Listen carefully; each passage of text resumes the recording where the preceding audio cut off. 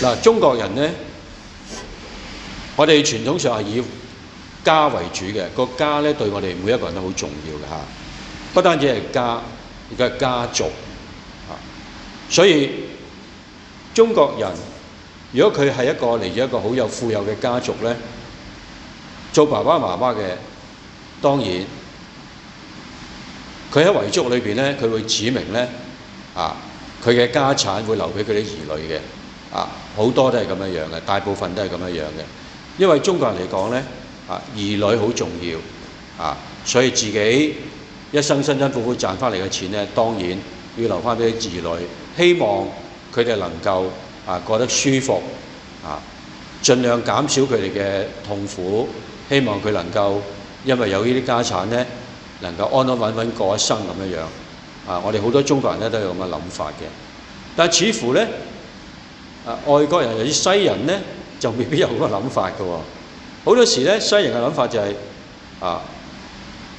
18歲以後佢成人嚟㗎啦嘛咁佢就應該自己負責翻自己嘅人生㗎啦所以佢哋會好，譬如一啲富裕嘅家庭，佢可能咧會好認真咁樣供佢啲兒女讀書，讓佢受好好嘅教育咁到佢成年啦，又完成咗呢個好好嘅教育啦，譬如一啲高等教育啦，咁佢父母覺得咁佢係大人嚟㗎咯喎，佢應該有自己嘅人生㗎咯喎，係咪所以好多時外國嗰啲年青人咧，佢都未必同爸爸媽媽一齊住嘅，佢可能自己搬出嚟住啦就算佢未結婚，佢可能都會搬出嚟住，因為佢覺得我大咗啦嘛，我應該有一個獨立嘅人生喺度，係咪啊？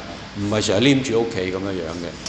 咁所以我睇到文化上咧係有唔同嘅，所以有時有啲外國嘅好富有嘅人家咧，唔見得佢會將嗰啲財產咧留俾自己嘅兒女嘅，唔一定嘅。有啲咧佢會將個財產成立喺信託基金，咁個基金可能係幫助啲貧窮嘅人啦，或者係幫助第三世界發展。有啲就做譬如醫學研究咁樣樣嘅，有啲咁嘅情況嘅中國人呢啲都有，不過比較少啲嘅大部分都會留俾兒女所以你睇到咧因為文化嘅唔同咧大家對於呢個財產究竟係俾邊個咧呢一個睇法有少少唔同嘅。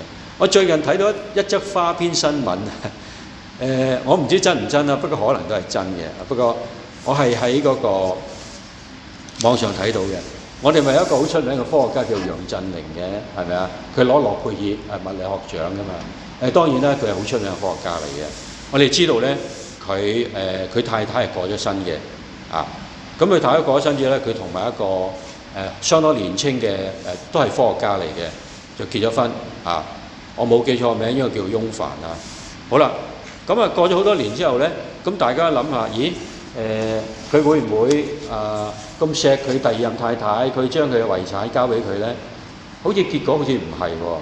楊振寧嘅遺產咧，佢立嘅遺囑咧係俾晒佢啲仔女嘅嗱，咁呢一度咧，我哋睇得出，雖然佢係科學家咧，但係似乎佢嘅思想咧都比較近中國人一啲嘅都係留翻俾佢嘅仔女嘅，甚至冇留俾佢呢一任嘅太太嘅。我哋今日講到家產咧。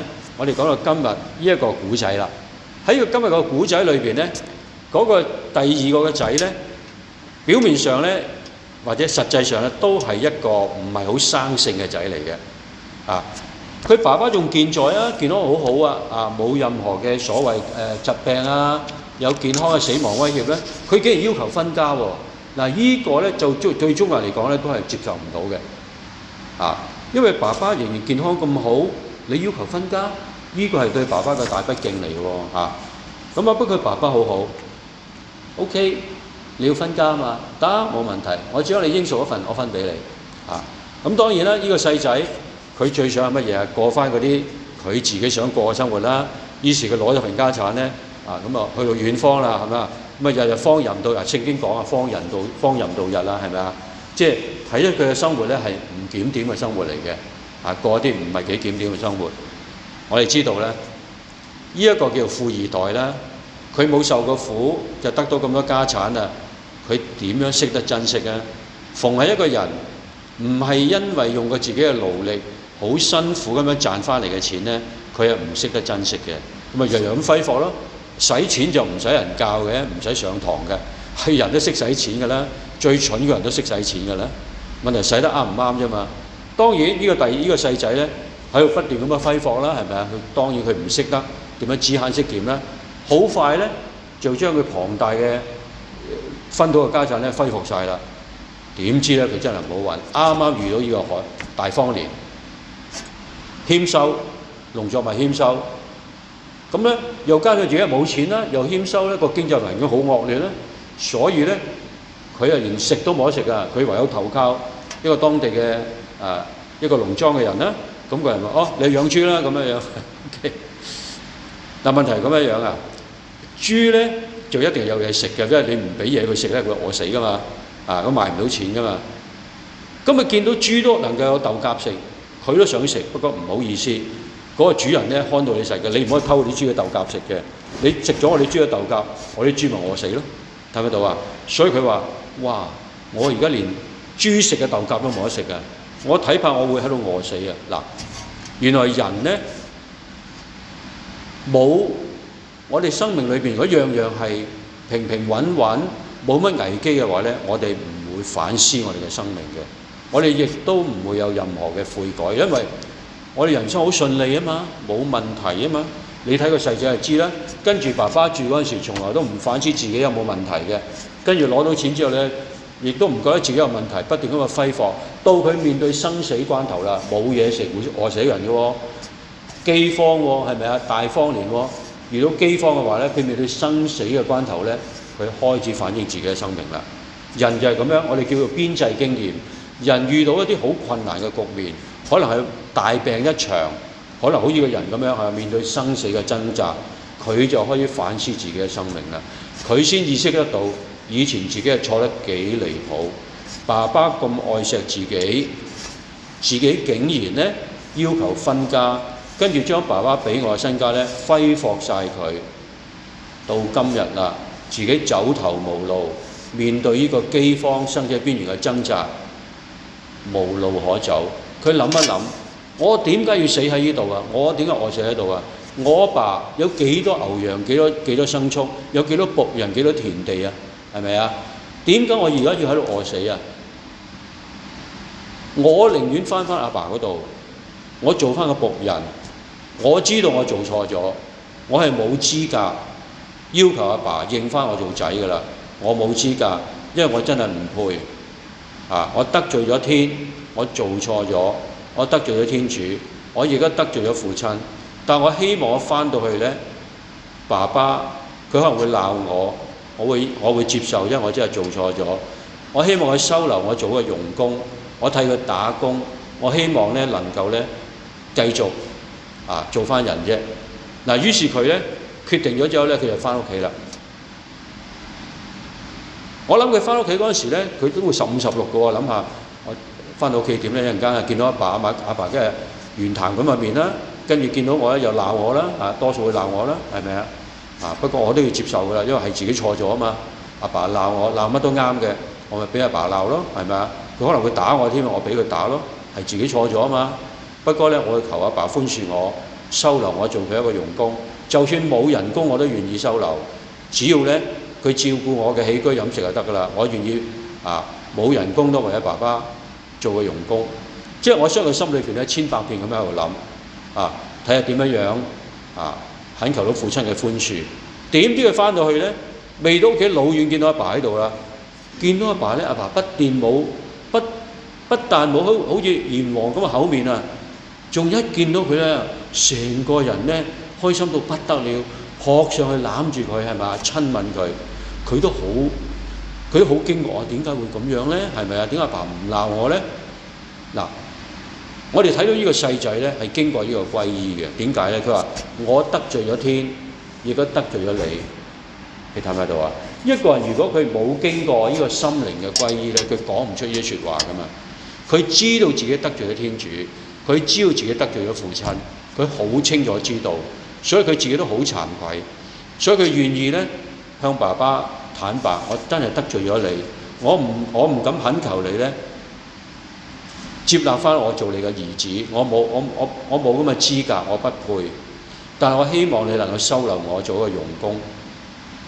我已經心滿意足啦，所以我哋知道咧，呢個細仔咧，佢真係經過一個心靈嘅歸依，唔單止咁，因為佢經過心靈嘅歸依，佢深切反省佢自己嘅罪過，佢亦都有一個理智上嘅歸依，佢明白到自己係做錯咗嘅，自己真係大錯特錯，冇尊重到爸爸啊！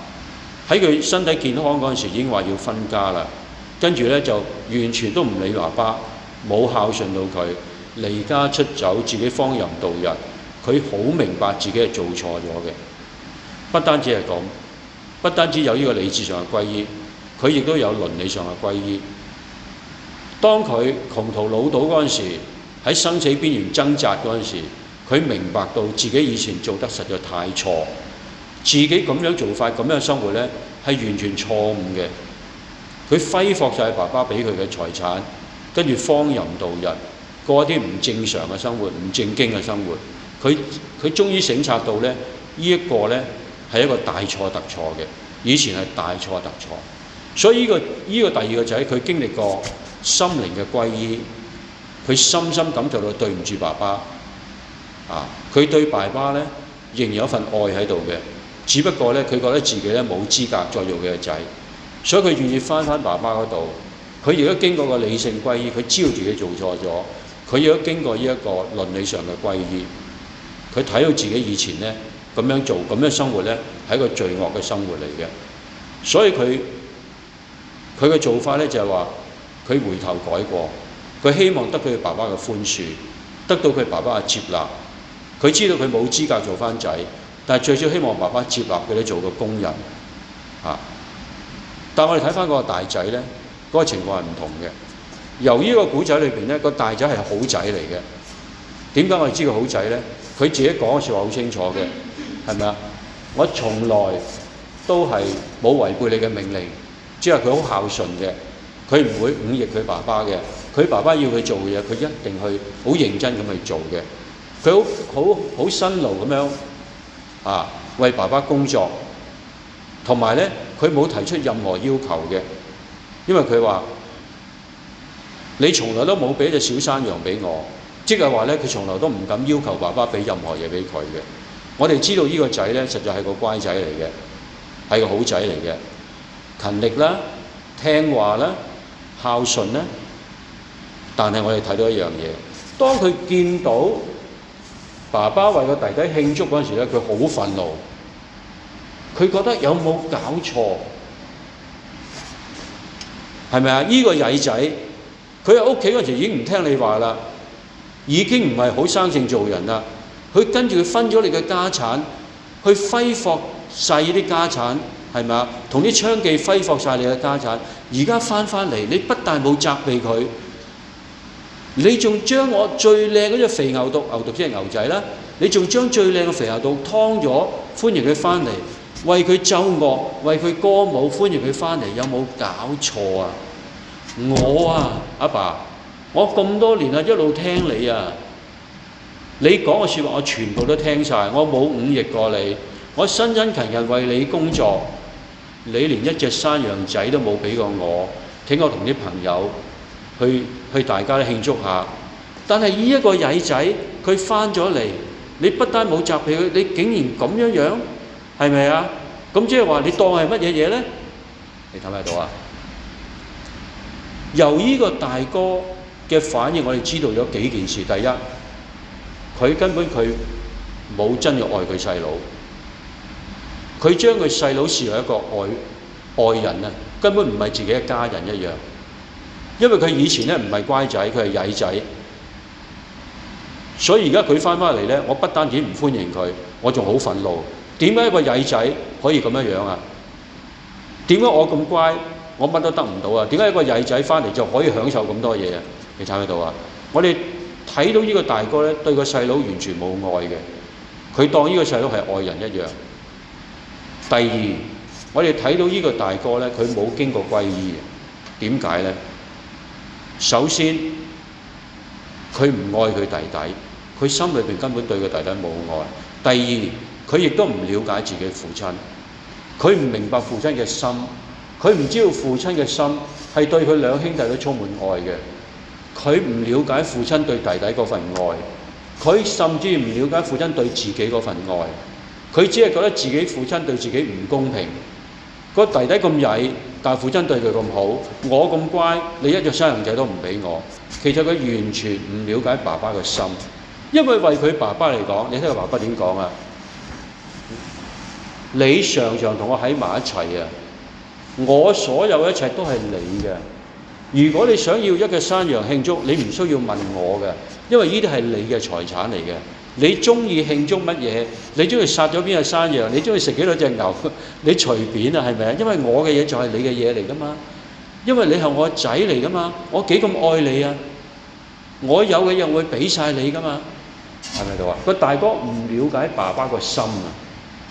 點解唔了解啊？因為佢根本對阿爸只係用一個奴僕嘅態度。我係奴僕，阿爸係我主人，我服侍好我嘅主人，希望得到我嘅賞賜。我希望想隻小山羊，讓我同啲朋友慶祝。但係而家主人咧都連隻小山羊都唔俾我，係咪度啊？佢同阿爸關係咧，好似近似一個傭工同一個主人嘅關係，而唔係一個仔仔同埋爸爸嘅關係。睇得到呢一點啊？因為佢心靈咧未經歷過呢個靈性上嘅歸依，佢唔了解咩叫愛啊！佢唔知爸爸幾愛自己，佢亦都唔知爸爸幾愛佢細佬，佢唔了解愛。當我哋心靈唔了解愛咧，就係我哋未經歷過愛，未經歷過愛咧，等於我哋嘅心靈咧並冇愛嘅歸依。我哋內心冇歸依咧，我哋唔會了解愛嘅。等於一個唔信主耶穌嘅人咧，唔信天主嘅人咧，佢永遠唔明白天主對我哋愛到幾深嘅。佢不單止冇一個靈性嘅歸依，佢都冇一個理智嘅歸依，因為喺佢嘅認知裏邊，佢根本唔當個細佬係自己嘅細佬嘅，佢當外人一樣。呢個係一個好嚴重嘅扭曲嚟嘅，因為嗰個係親兄弟嚟噶嘛，親細佬嚟噶嘛。縱然佢做錯咗啊，都冇理由對佢好似一啲感情都冇噶嘛。所以咧，佢冇經歷過呢一個理智上嘅歸依，呢個係自己父親嚟噶嘛。父親對自己嘅愛，佢完全唔了解，所以佢嘅理智咧根本未經過歸依啊！佢連呢啲基本嘢佢都唔明白啊！用一個工人嘅身份嚟睇自己嘅爸爸，當自己爸爸係主人一樣，佢亦都冇經過呢個倫理上嘅歸依。因為如果佢經過倫理上嘅歸依嘅話咧，佢會明白到我呢個弟弟，佢已經知道自己做錯咗，所以我係咪應該寬恕我呢個弟弟咧？佢連呢個意識都冇啊！佢只係憤怒，點解爸爸咁偏心？佢完全冇諗到呢個係我親生嘅細佬嚟嘅，我係咪可以寬恕佢咧？佢係做錯咗，佢係大錯特錯，我係咪可以寬恕佢咧？佢嘅心好硬，呢個大哥嘅心好硬，佢係好仔嚟嘅，呢個係乖仔，但係個心好硬，因為佢未經歷過靈性嘅歸依，佢心靈未歸依，所以唔了解愛。由於唔了解愛，佢了解唔到父親對佢嘅愛嗰個深度，佢亦都對自己嘅弟弟冇憐憫。嗱，所以我哋睇到咧，原來一個好人咧，唔一定係經過歸依嘅。原來一個曳嘅人咧，佢可以經過歸依嘅。我哋唔可以認為咧，一個人曳咧就永遠都曳嘅。佢細都係一個曳仔嚟嘅，但係佢真係經歷過歸依，佢回頭改過，同埋佢做啱咗一樣嘢。佢知佢父親係愛佢嘅，所以佢咧有膽量返父親嗰度懇求寬恕、懇求接納。咁呢一個咧就係因為佢裏邊咧，佢仍然係愛佢父親嘅。佢知佢父親咧係有可能接納佢嘅。嗱，呢一個咧，佢比佢大哥係優勝嘅。佢最少了解佢爸爸嘅心。嗱，我哋唔係話大哥唔好，細佬好，我哋唔係咁嘅意思。我哋只係話呢個大哥係個好仔。但係佢內心未經過歸依，佢需要內心咧好真誠咁樣去反省自己，反省爸爸對自己嘅愛，反省弟弟同自己個關係，然後歷經歸依咧，佢先為一個好嘅大哥嘅。所以縱然一個好人咧，佢如果心靈未經過歸依嘅話咧，佢都可以認識唔到真理嘅，佢都可以經驗唔到愛嘅。嗱，我哋由呢個古仔裏邊咧，我哋睇到好多嘢嘅。我哋真正發覺懂得愛嗰個就係佢爸爸啦。佢不單愛嗰個大仔，佢亦都愛個細仔。佢接納佢個大仔嘅不足，佢寬恕佢個細仔嘅錯誤。呢個真正識得愛嘅就係佢父親。我哋睇到呢個父親咧，佢心靈真係經過一個好深嘅歸依，所以佢能夠成為一個慈父。佢認清到咧，細仔係做錯咗，但係佢既然悔改，佢既然回頭改過嘅話咧，我應該俾個機會佢嘅。所以佢繼續愛錫佢呢個細仔。佢接納翻佢為佢嘅仔。呢個大仔佢都好愛嘅。你睇佢心平氣和咁樣，佢並冇嬲到。佢解釋俾個大仔聽：你個弟弟係死而復生，失而復得，佢係你嘅親弟弟嚟嘅。我哋係咪應該為佢慶祝咧？呢件事，所以我哋睇到唯有呢個爸爸咧，佢心靈經歷過3種歸依，佢能夠好正確咁樣認識到親情係乜嘢嘢，佢能夠正確咁明白佢嗰兩個仔嘅心靈，佢了解佢兩個仔，佢心裏邊對兩個仔充滿愛。所以我哋話咧，一個經歷過3種歸依嘅人咧，就好似佢爸爸一樣啦。當然呢個古仔咧，主耶穌講嚟咧，係想講俾我聽，無論我哋做錯幾多嘢，天父都好似嗰個父親一樣，會寬恕我哋，會接納我哋嘅。所以天主咧，佢係一個純神嚟嘅。佢嘅愛咧嘅深度咧，我哋根本唔明白嘅，我哋明白得好少嘅啫。但我一定要明白一樣嘢，無論我哋錯到幾咁離譜咧，只要我哋願意洗心革面咁樣悔改，我哋真誠反省自己嘅錯誤，真誠反省自己嘅生命，然後我哋回頭投奔天主嘅話咧，佢一定唔會拋棄我哋嘅，佢係會接納我哋嘅痛悔，佢重新接納我哋成為佢嘅仔女。但係如果我哋好似猶達斯咁樣，佢不但否定天主，佢又否定自己，佢連自己最後嘅機會都剝削咗，佢最後自殺死咗。呢一個咧唔係愛嘅表現嚟嘅，呢個係一個固執同盲目嘅表現嚟嘅。所以咧，我哋作為一個基督徒，作為天父嘅兒女咧，我哋要喺四旬期咧係一個好嘅機會，俾我哋反省翻我心靈裏邊對於天父嘅愛有冇一個比較深嘅了解咧？我哋了唔了解天父愛嘅深度咧？知唔知道佢縱然我哋做錯咗，佢仍然願意接納我哋咧？願意無條件咁接納我哋咧？我哋必須要好深切反省呢一樣嘢嘅，因為如果我哋唔了解天主愛嗰個深度同闊度嘅話咧，我哋會自我放縱，好似猶達斯一樣，我哋會自我拒絕，我哋會拋棄咗天主都唔知道嘅。所以我哋感謝讚美天主咧，我哋藉住教會嘅教導，我哋明白到天父對我哋嘅愛咧，好似海咁深。無論我哋幾時，只要我哋真誠咁樣悔改，深深反省自己嘅罪過，回頭投奔我哋嘅天父嘅話咧，佢係一定會接納我哋嘅。我哋感謝讚美天主。